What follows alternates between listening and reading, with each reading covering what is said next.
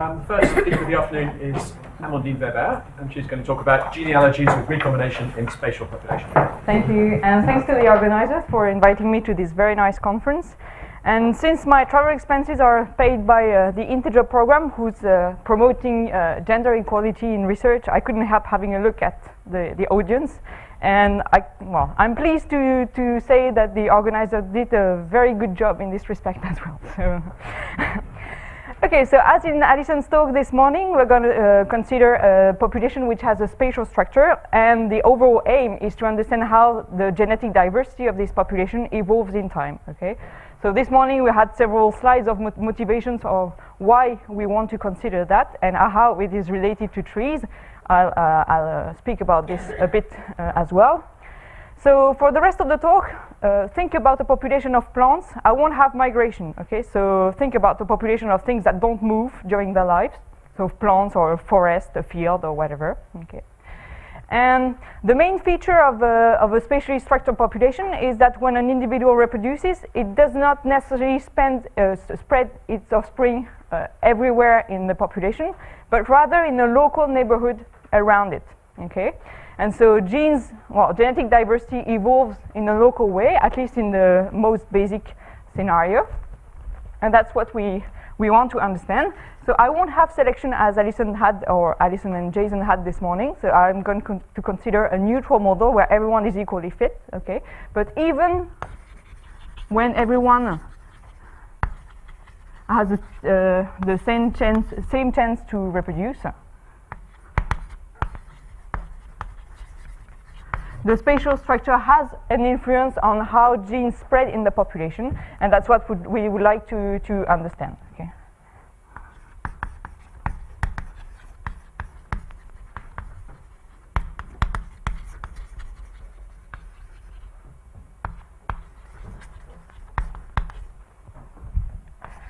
Okay.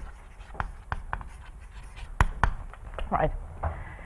And so, on the time scale of evolution that I'm going to consider, there will be, so these are very long time scales, and so there's a chance that regularly a forest fire wipes out half of your forest, for instance, and this bit that's been emptied is recolonized by the offspring of a few lucky guys, okay? Or maybe a storm destroyed some of your field, and a few individuals will have many offspring that will repopulate the empty area. And so these large-scale extinction recognition events have an effect also on the diversity, are thought to have an effect on the diversity. And instead of selection, I'll be focusing on the effect of these large-scale extinction recognition events on the fate of the population.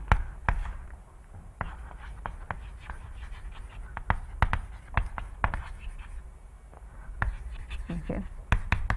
And in particular, we'll try to see whether we can find a signature of the presence of these events that is precise enough to make a difference with the scenario of natural selection occurring and sweeping through the population. Okay, distorting the neutral diversity close to a gene under selection.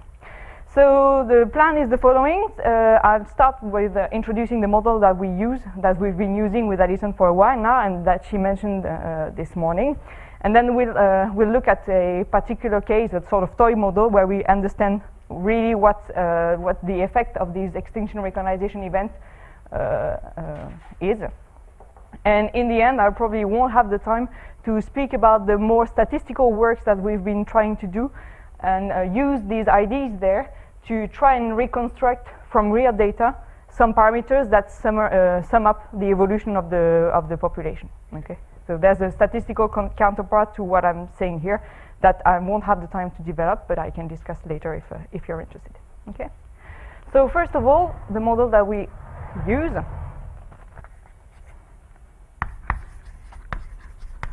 So as Alison mentioned this morning, it's called the spatial and Fleming-Bio model.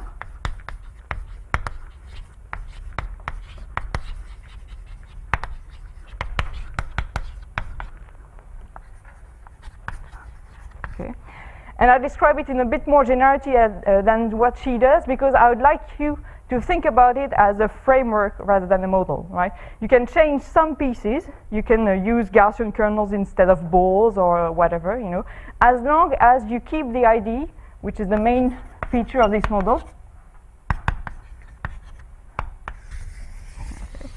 which is that you don't base the reproduction events on individual clocks, saying each individual has a little clock and when it rings and then it reproduces and kills some people around, okay?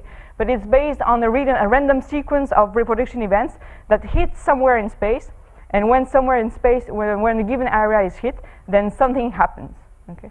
So that's the main idea that makes it different from the other models that exist, is that instead of having individual clock,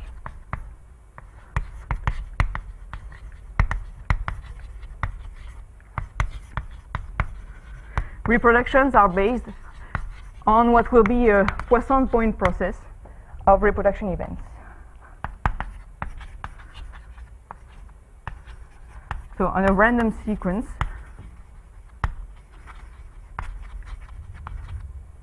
of reproduction events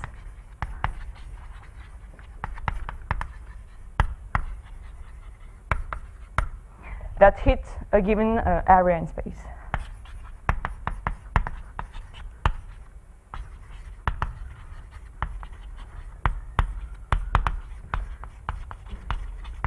Okay, so that's the general idea. So to be a bit more precise, my space will be a continuous space. So I'll deal with RD, D equal 2 being the most sensible dimension for biological populations. So space will be either always continuous, and it's going to be R to the D, or some compact area, so a torus in the second part.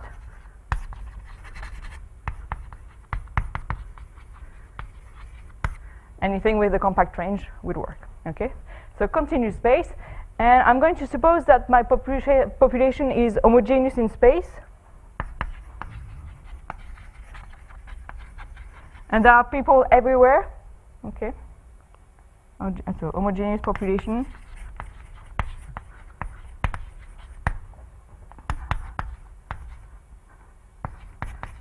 People present everywhere.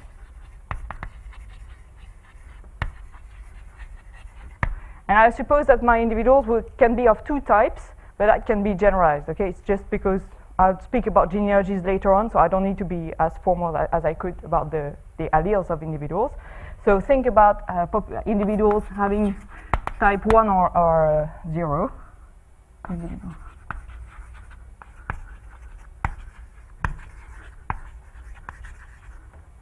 Or let's say capital A or little a as a given locus.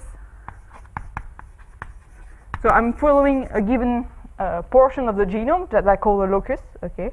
And I report the different type of individuals that I can, types that my individual can have at this locus. And to describe my population at time t, I'll use the function wt of x, which will be the fraction of individuals of type capital A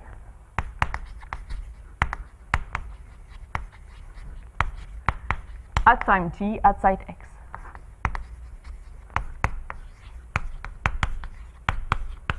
Okay. So if you don't like the idea of having an infinite population with people everywhere in space, which is not quite biological, okay, you may also say that Wt of x is the probability that if I sample someone at site x at time t, it is of type capital A. Okay, you have a sort of low of large numbers telling you that. Okay, so my population at time t, as I said, is represented by my function Wt, which is sort of field Wt of x for x in, say, Rd. And actually, it's defined Lebesgue almost everywhere, if you care about the technical details behind. And now I need to make it evolve in time, okay? So the evolution will be given by the random sequence of events that I mentioned here. So to do that, I'm going to have to specify where and when event takes place, okay? So I'll fix a measure mu of the R on the set of radii, so on R plus, and also a collection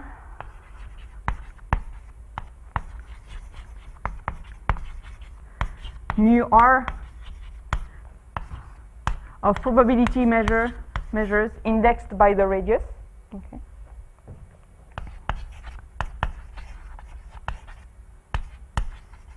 So probability measures on 0, 1, what Alison called the impact this morning. Okay. And now I define my random sequence of reproduction events as being pi, a Poisson point process on time, which I take to be R to be able to go as far as I want in the past.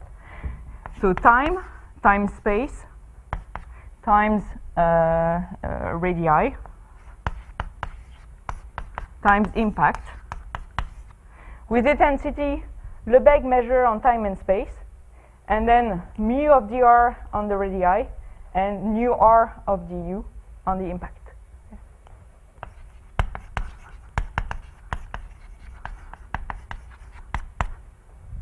So uniform intensity on Lebesgue intensity on time and centers, and then I choose my radii and impact according to this measure here.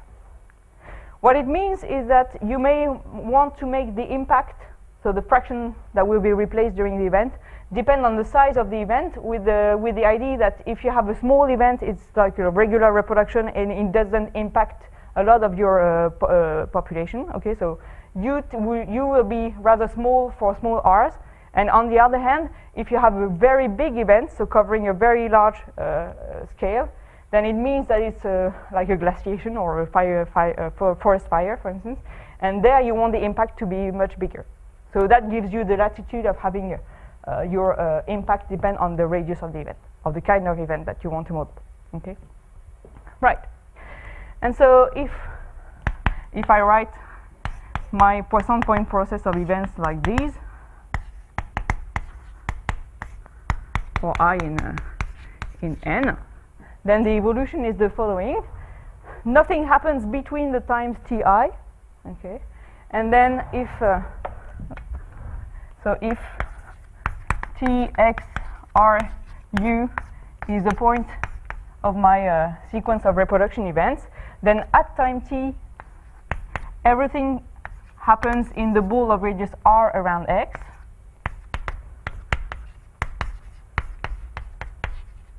and nothing changes outside this ball. Okay, it's a local event. What happens is that you draw a type at random according to the current type distribution within this ball. So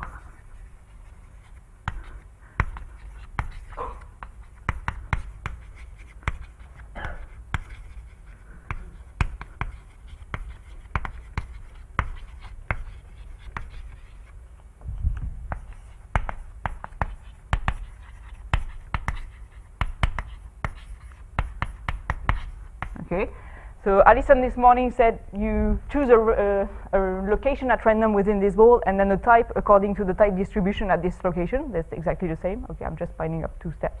Yeah. And once I have this type, let's say it's kappa, and once I have this type, I update the frequencies in my ball. So for every location in the ball, my new value just after the event at site y is I keep a fraction 1 minus u of the population at site y as it were before the event. So I have a 1 minus u times wt minus, so just before the event of y. And then I replace the fraction u that I kill here by offspring of this type here, okay? And so that gives me that I add u if the type that I chose was a capital A, and I just add nothing if the type that I chose was a little a, okay? So that's how I update my population. Right. So if I can draw,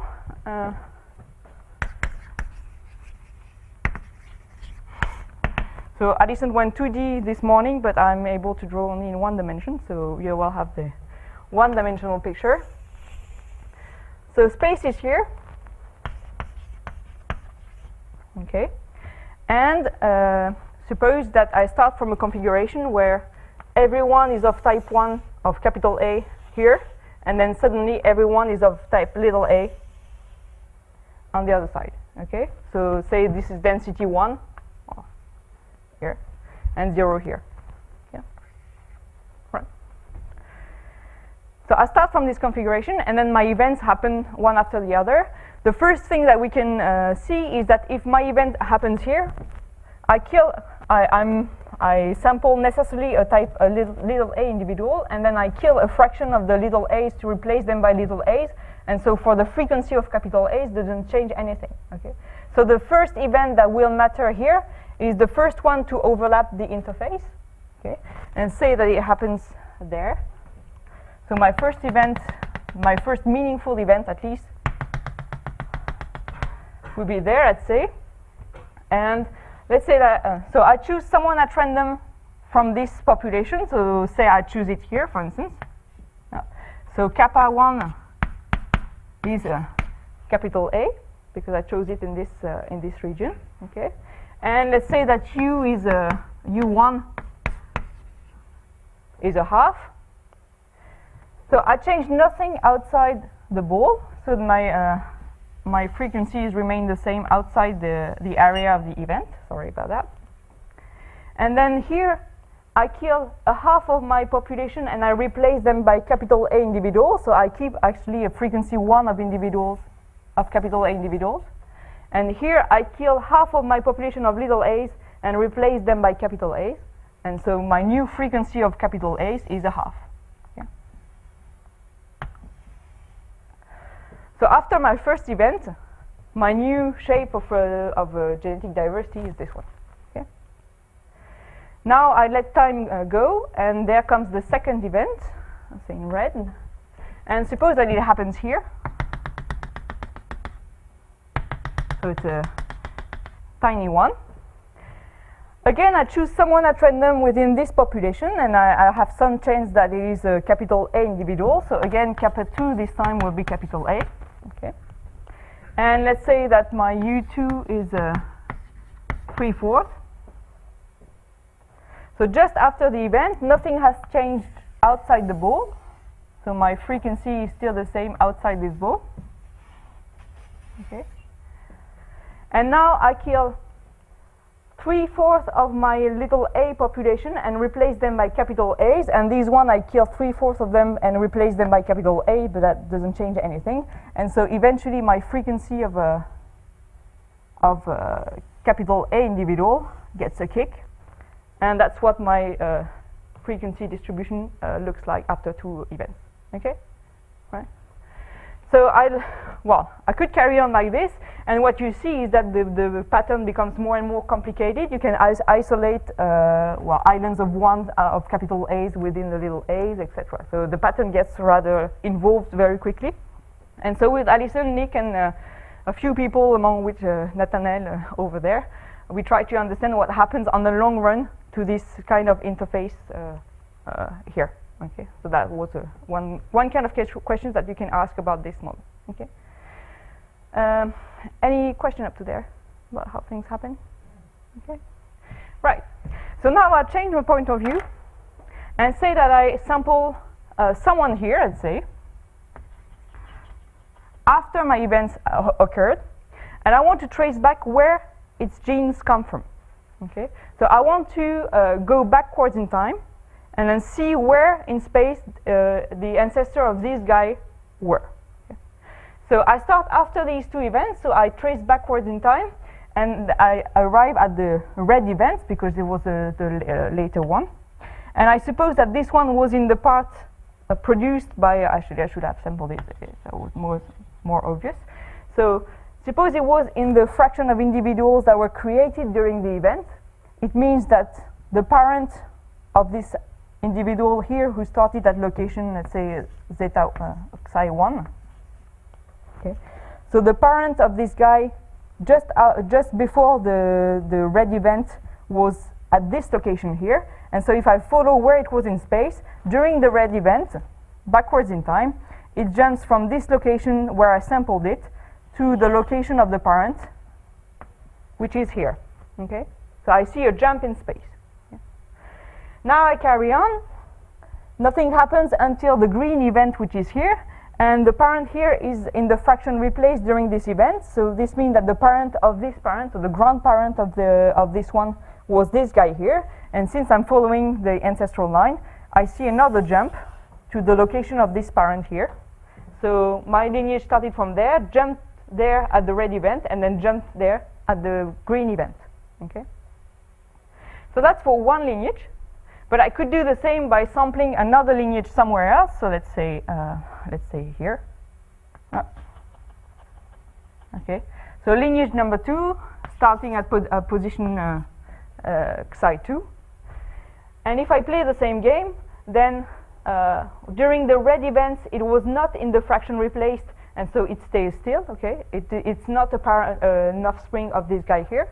But on the other hand, if I carry on back in time, it was in the fraction created by the green event, and so its parent is also this one. And so at that time, the ancestral lineage of this individual that I sampled at the same time as this one jumps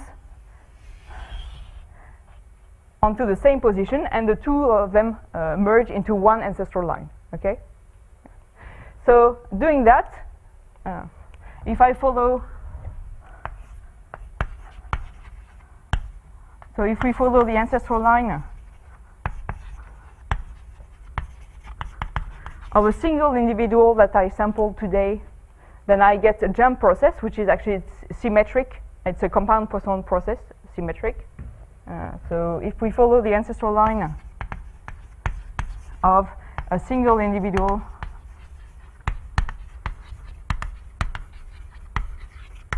we obtain, so backwards in time, we obtain a symmetric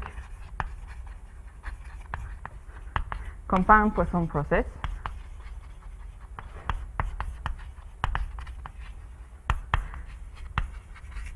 Okay, and if I were to follow the ancestry of more than one individual, I would obtain a system of correlated jump processes, because they use the same Poisson point process of events to jump. Okay, so a priori they are correlated, and they merge, the ancestral line merge when they reach a common ancestor.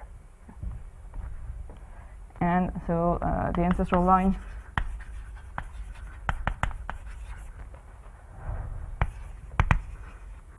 of a sample of individual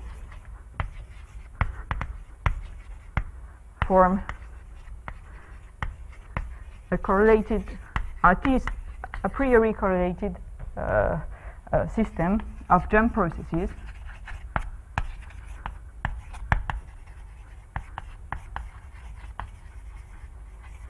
that merge when they find a common ancestor.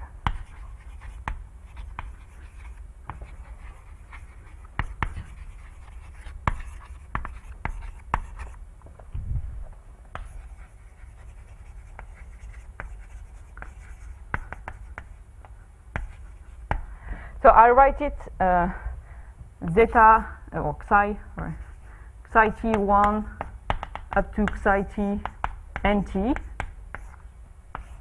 where nt is the number of ancestors that I have t units of time in the past, and then psi tui is the location, the geographical location of the ith ancestor. Okay, right. And so this morning, through the pictures of Alison and through this one, you see that there should be a relation between the forwards in time process giving you the W's and the backwards in time process describing the ancestries of individuals. And in fact, there is not only a visual like this relation, but there's a functional relation which we call duality relation.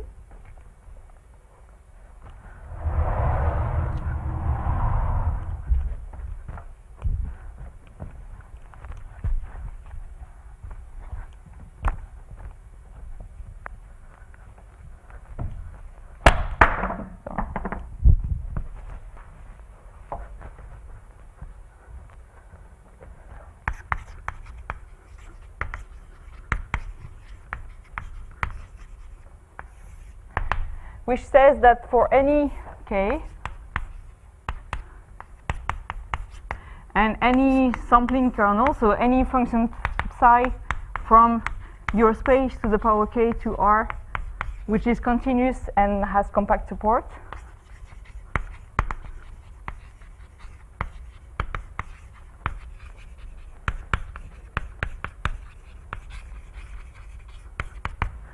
then I could look at test functions of my process W here of the form integral of psi of x1 up to xk times the product over I of Wt at the locations x1 up to xk.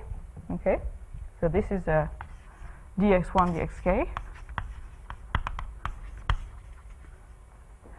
So this is a test function saying I choose this to sample k locations in space, and then I look at the product of the Wt at these locations, okay, integrated against locations, against the Lebesgue measure. So if I take the expectation of this quantity starting from some W0,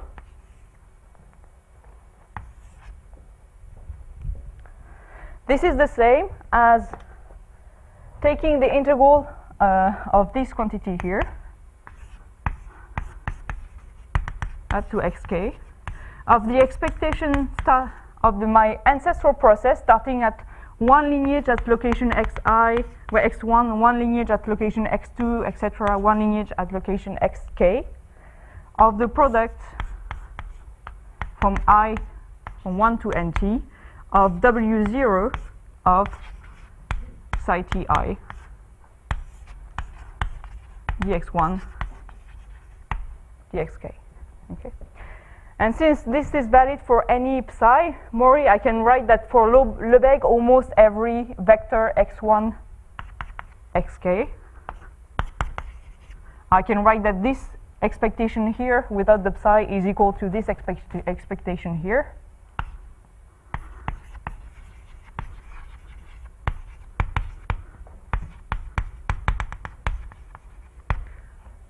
So the expectation starting from some configuration W0 of the product of Wt of xi is equal to the expectation starting from one lineage at x1, etc., one lineage at xk of the product of W's at time 0 at the location of my ancestors. Okay. And what does that mean is that, so this here is the probability that if I sample someone at that site xi, x1, someone at site x2, etc., someone at site xk, they are all of type capital A. Okay. This is the same as, so if I sample at time t, this is the same as sampling them, starting ancestral lines at time t at these locations here, going back t units of time in the past, and checking that all their ancestors at time 0 are of type capital A. Okay, so that's the sort of duality relation that you get even without space. The Moran model and Kingman's coalescent are in this kind of duality. Okay, it's just a bit more involved here, and so that shows that actually, if you know if you get any information about the ancestral trees here, you can report it, use it to get some information about the forwards in time process. Okay, and since the ancestral system is easier to handle than the forwards in time process, that's been something that we've been using for several times to get like limiting behaviors for the forwards in time process based on the limiting some scaling of the backwards process. Okay, so for now, in the rest of the talk, I'll focus only on the ancestral trees. But this is why we can do that. Is because if I know if I know well what happens to the ancestries, I can get some information about how the genetic diversity evolves in time. Okay. Right. So there comes part 2 of the talk.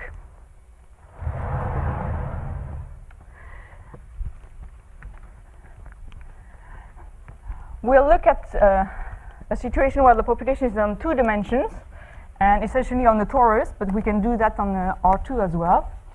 And the first question will be, so I'll include these large-scale events that I talked about, and then the first question will be, if I look at the genealogy at one locus, what will it look like?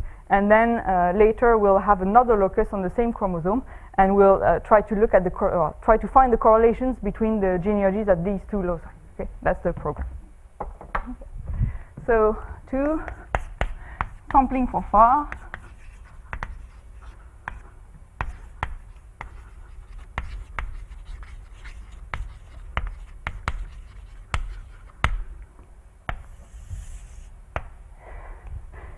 Okay, so of course I forgot to say that this was joint work with Addison Edridge and Nick Barton as far as the introduction of the model was concerned. Okay. So suppose that my population lives on some torus, 2-dimensional torus of size L.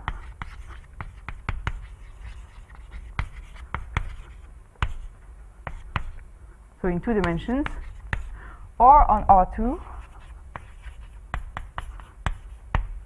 okay, and L will be a scaling parameter that I will let tend to infinity later, okay. And I'm going to have 2 kinds of events,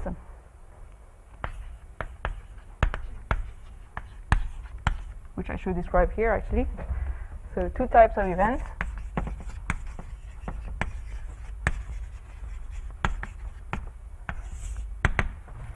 So small events that happen at rate, so given by a Poisson point process on time and space only, because I'll fix the radius and the impact. So time and space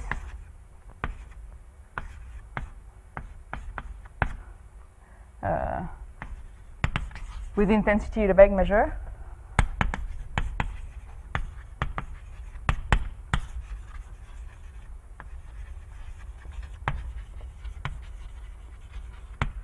And then I have a fixed radius. So all the small events have radius RS and the fixed impact US, which is going to be strictly between 0 and 1. Okay? So that's the fraction replaced during an event is fixed, and the radius of the event is fixed as well. Okay? So that's small events. And then I have large events.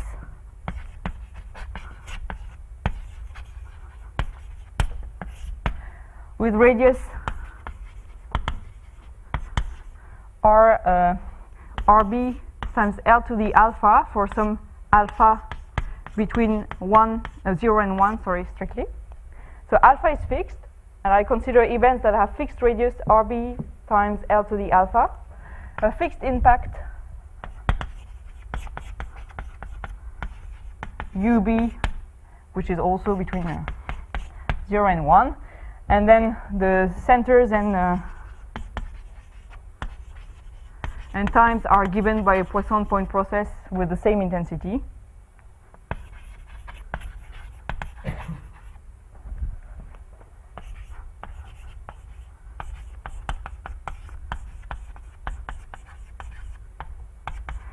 And what I mean by this is that the center will then be x times L to the alpha.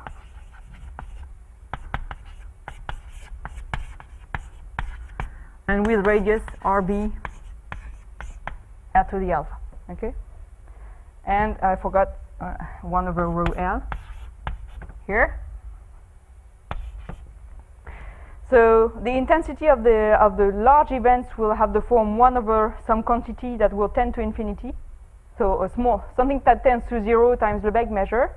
And when the large event happens, it happens in the ball of radius RB L to the alpha around the location x at L to the alpha. Okay, so that means that a given location in space will be hit by a small event at rate 1 and by a large event at rate 1 over rho L. Okay, that's why I formulate this way. And so rho L here tends to infinity when L tends to infinity, but in such a way that the ratio between rho L and L to the twice alpha tends to some constant that can be 0. So it tends to infinity, but not too quickly. So that's I choose this scaling, otherwise the effect of the large events disappear simply. Okay, so that's the regime in which we're interested. We want to see the effect of the large events. So I choose that they are rare. This tends to 0, but not too rare. Okay, right. Okay, so these are our assumptions. And now I start with I sample 2 individuals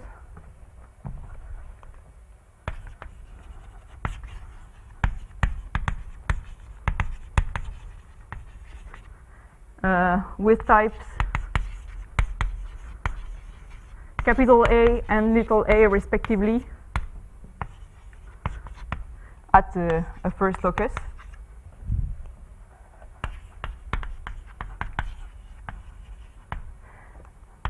And I suppose that I sample them at some distance L to the beta with beta bigger than alpha. Okay. So that's what I mean by sampling from far. So the sampling distance needs to be much larger than the size of the largest reproduction event. So sampling distance L to the beta with beta between, so strictly greater than alpha, and between alpha and 1 if we're on the torus, or just strictly bigger than alpha if we are on R2. I remind you that the size of the torus, of the side length of the torus, is L. Okay, so I wanted a distance which is at most L when I'm on the torus. So let me call tau little a capital A L the coalescence time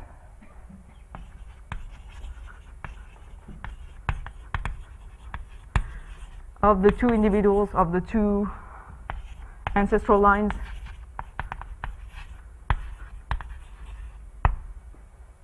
of my individuals at this locus. Okay, so I should say at this locus. The first question is, what does tau AL look like when L tends to infinity in the presence of these large scale events? Okay. So the answer is the following.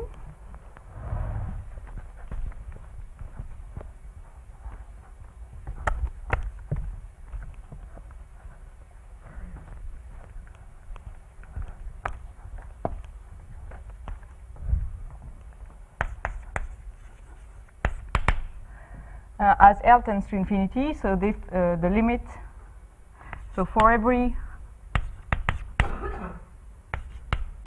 t between beta and 1, or so that's if we are on the torus, or just t bigger than beta if we are on R2, then the limit as L tends to infinity of the probability that my coalescence time, so the time to the most recent common ancestor at this locus, is bigger than rho L, L to the twice t minus alpha. That is equal to beta minus alpha divided by t minus alpha. Okay. So what it means is that you have to look at, you have to scale time in this way, in a sort of exponential way rather than linear way that you can see in most systems. Okay, so you look at these time scales, and the probability of not seeing a coalescence by this time tends to this quantity here. And if I'm on the torus, there's a second regime, which is when you hit the mixing time of the torus, which says that for every t strictly greater than 0, the probability that your coalescence time is bigger than 1 minus alpha divided by twice pi sigma squared L to the, rho L, L to the twice 1 minus alpha log L times t. So this time so this big quantity times t, so this time the scale time is linearly scaled. So the limit of that as L tends to infinity is beta minus alpha divided by 1 minus alpha times e to the minus t. Okay, right. So that's the first result about just one locus, and it tells you how you should scale space to see a coalescence here. Okay, and that's something very particular to 2 dimensions, this kind of scalings. Why is it so? So if you want the idea of the proof,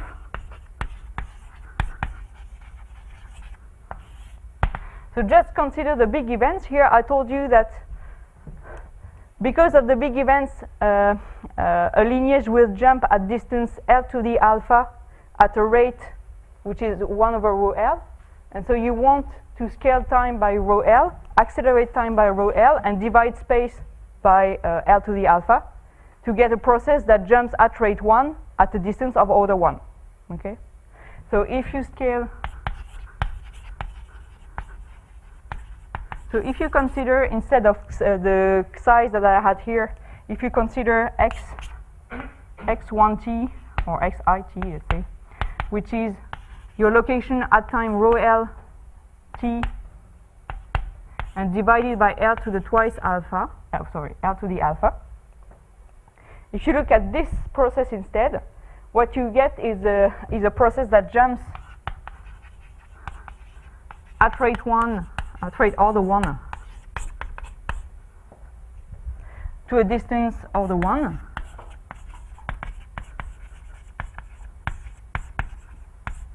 Okay, and the small events, I mean, because you chose rho L to grow not too quickly, then the small events just add at most a Brownian part to it. Okay, so so the right time and space scale to consider are these 2 here. And once you have this, it's a sort of a so I should also say that if you look at the so now you have 2 lineages, and you want to look at the difference of them, and as long as they are at a distance larger than the biggest radius of the event, or twice the biggest radius of the event, okay, they can't be hit by the same event. So as long as they are at distance at least twice RB times L to the alpha, they behave independently. Yeah.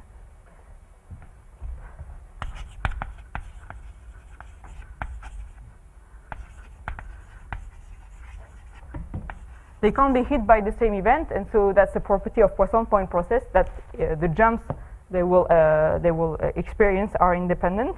So as long as the lineages are at distance bigger than twice the biggest radius, so twice RB L to the alpha on original units, so as long as the xi's are at distance at least twice RB, okay, they behave independently. Which means that their difference now is has the same law, except that it jumps twice as fast.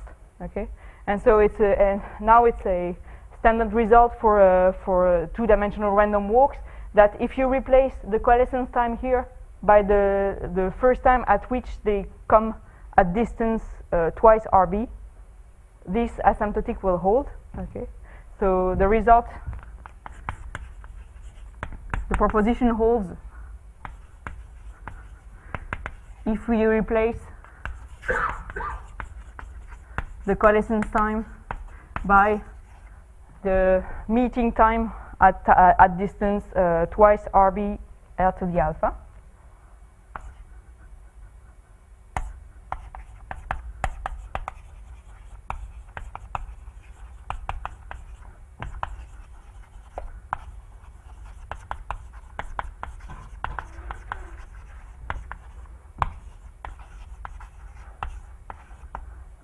Okay, that's sort of a Erdős and Taylor lemma here. And the last bit of the proof is to show that once they are at this distance, then they coalesce instantly on the time scale that you consider. And so the last period that you need between the time at which they meet and the time at which they effectively coalesce is negligible compared to this meeting time here. Okay, plus coalescence time is negligible. Right. So that gives you what happens for one lineage, but something that we can notice is that the effect of the large-scale events feeds only into the frequency at which they happen, so only in the row L.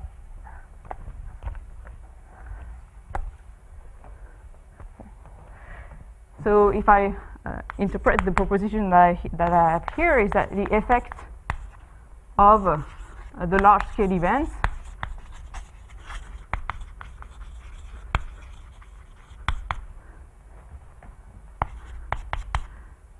is just given by the row L, and so if row L is much less, well, is proportional, let's say, to L to the twice alpha, then the time scale on which coalescence occurs is the same as if I had no large scale event, in fact.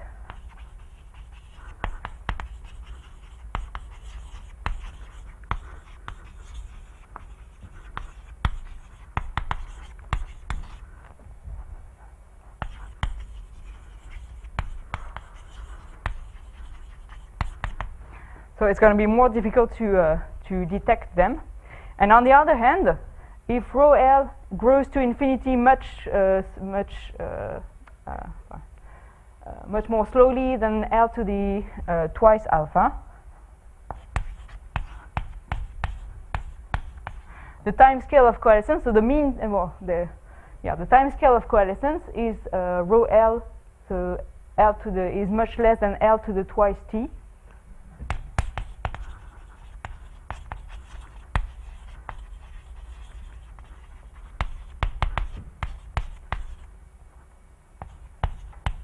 That we would expect in the absence of these large-scale extinction recognition events.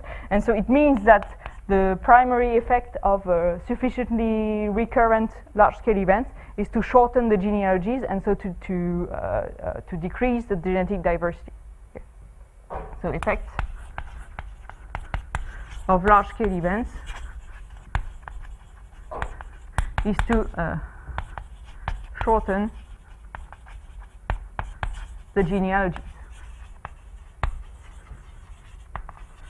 which is somehow equivalent to decreasing the genetic diversity, because the shorter the genealogies, the less time you have to accumulate mutation and differentiate individuals. Okay, so these are related. Okay.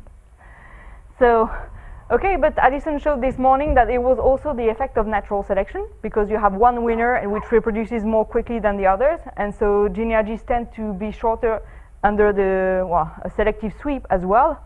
And so now the question is, can we find a finer signature of the presence of these large-scale events that tells us it's not selection acting, but just the recurrent occurrence of large-scale events that is shaping the local diversity here. Okay, so we need to find a more precise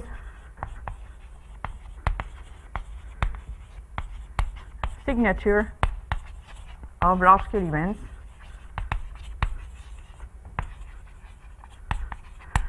to be able to decide what is acting in my population. Okay. So one way to do that is to consider not only one locus, but two loci, in fact, on the same chromosome. And for some biological reasons that I won't explain, in sexual populations, you can have sometimes these two loci inherited, one from your mother and one from your father. Okay, that's called the recombination event. That happens at a small rate, but that does happen in sexual populations. So the idea is to look at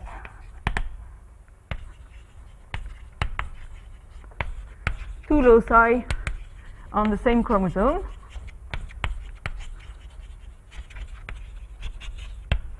Sometimes, so at a given rate,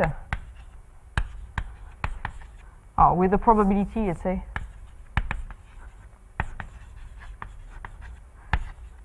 RL, they can be inherited from two different parents. So the two loci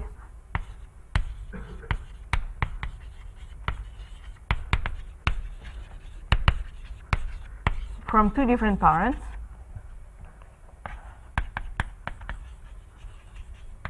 And with probability 1 minus RL, the offspring will inherit its two loci from the same parent. Okay, so that creates correlations between the genealogical trees at the two loci, but it doesn't mean that they're going to be necessarily identical because of recombination. Okay, so genealogical trees are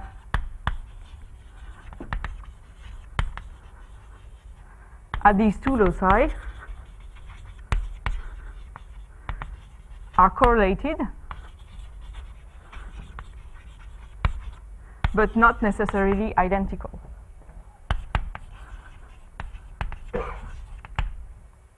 Okay, right. So I'll say that my individuals have a type capital B and little b at the second locus.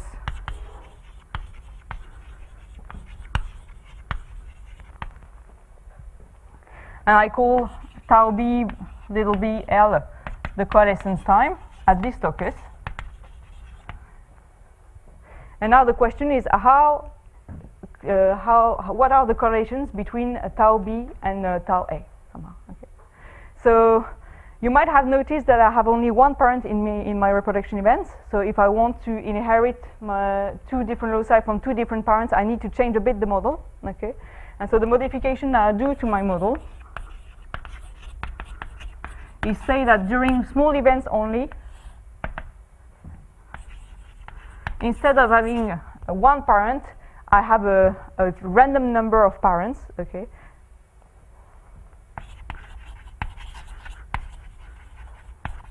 So we first choose the number of parents according to some measure, to some probability measure.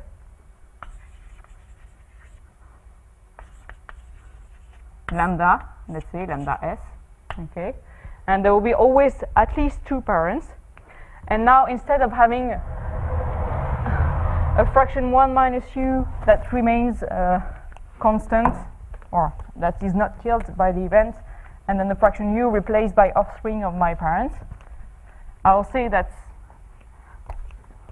a fraction u,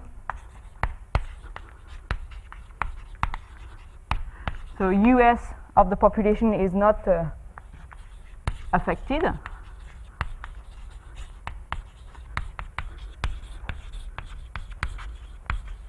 Okay, a fraction, no, sorry, 1 minus us is not affected.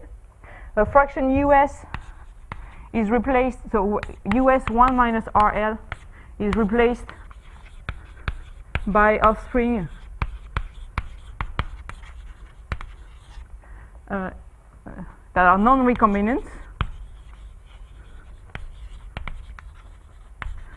So they inherit their two loci from the same parent. And this parent is chosen at random among those here. Okay. And the fraction us RL are replaced by offspring that are recombinant. And so that choose two parents at random and inherit one locus from one and one locus from the other. And so, as I said, the question is now, under this scenario, what are the correlations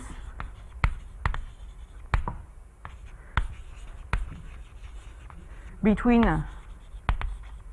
tau A, so the coalescence time at locus A, and coalescence time at locus B. Yeah, right? And the answer is the following, so I should rather use this one.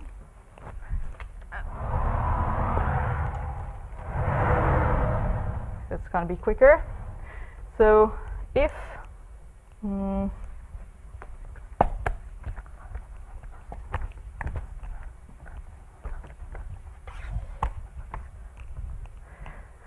I'm going to write tau L for the minimum between the two.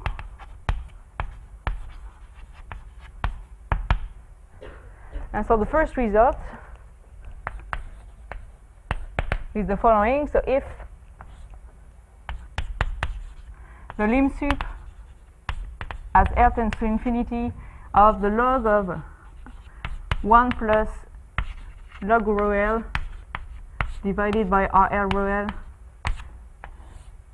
divided by twice the log of L is less than beta minus alpha. You know, my individuals that are sampled at distance L to the beta. Okay, so if this lim sub here is less than beta minus alpha, then the probability that tau L is bigger, so the minimum, there is no coalescence at all at any locus by this time, is this squared. Yeah, squared. And then the second regime holds as well, and we just get this squared. Okay, and what that means is that if this condition is fulfilled, in particular if the recombination probability is fixed, it does not depend on R. Okay, then the lineages decorrelate completely, and the probability that there is no coalescence at locus A and B is just the product of the probability that there is no coalescence in A and no coalescence in B. And I'll finish with the second result, which says that if now there exists gamma between beta and 1, or a gamma strictly greater than beta if we are working on R2, then such that the limit of the quantity that I have here, so log of 1 plus log rho L divided by RL rho L divided by twice log L is equal to gamma minus alpha. So in this case, I'll just write the first regime, and you will guess what happens if I'm on the torus and I've hit the mixing time of the torus. So for every t greater than t between beta and gamma, the probability that I have no coalescence at both loci before rho L to the twice t minus alpha, that tends to beta minus alpha divided by t minus alpha. So for the same as for one locus only, and then for every t greater than gamma, let's say if you're on R2, the probability that which is here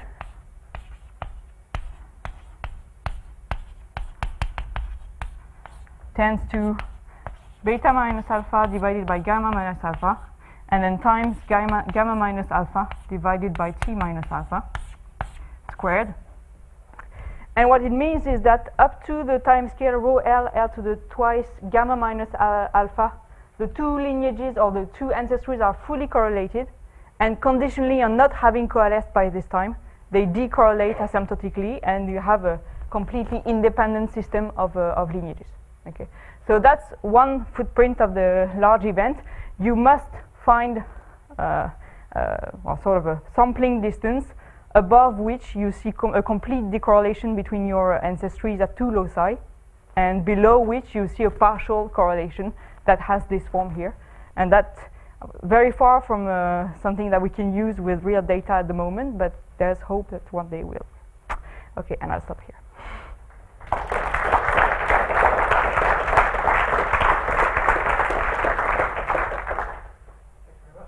Any questions?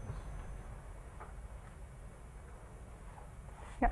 So it's probably not biologically meaningful, but is it possible, for example, in the drawing, to have 3 different types or more different types? Sorry, I didn't understand your question.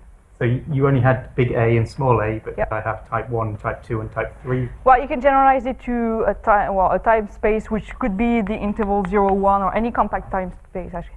So you replace the W's here by a measure, well, a density, and so the duality relation is less nice to write, so I didn't do it. But you can you can generalize to any, well, to measures on, instead of having frequencies of one type or the other, you can have a full measure on some compact type space. And it is biologically meaning, because just if you think that your locus is one site, you have 4 possible letters on DNA, right? So that's just one example. Yeah.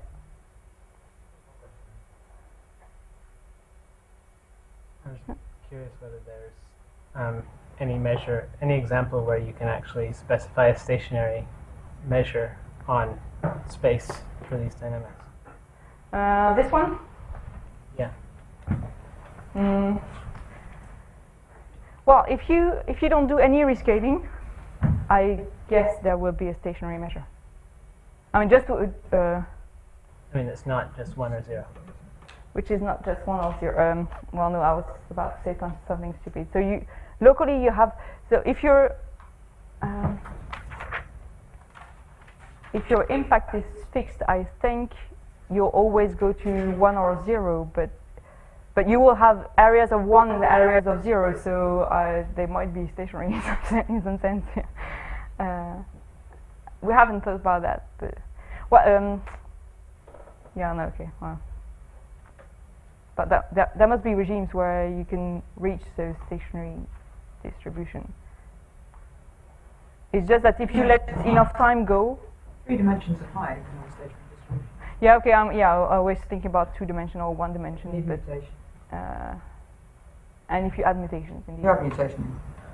Yeah. You have You have- mutation in all stations. Yeah, okay, if you have mutation, of course you're introducing new types, so you can have a stationary distribution. Without you won't.